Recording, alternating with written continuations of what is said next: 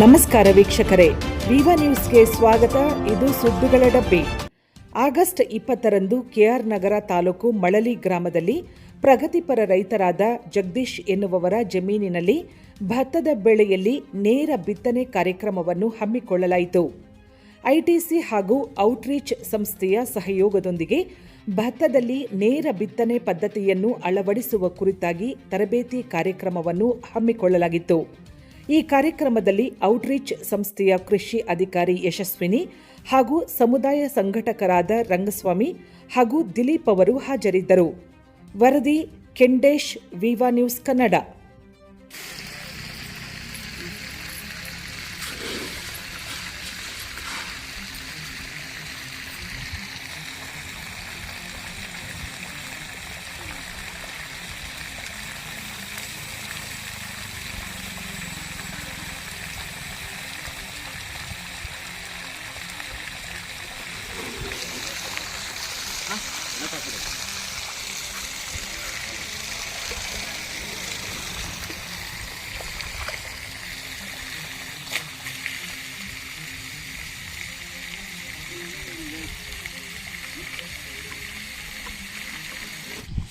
ಹೋಗಿ ಜರಗೆ